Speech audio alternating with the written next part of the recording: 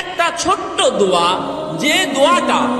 যে দোয়াটার মধ্যে যে কত কি আছে অনেকেই গুরুত্ব দিতে চায় না। সেটা হলো বিসমিল্লাহি তাওয়াক্কালতু আলাল্লাহ ওয়ালা হাওলা ওয়ালা কুওয়াতা ইল্লা বিল্লাহ। এটা অনেকেই জানেন, তাই না? কিসের দোয়া এটা?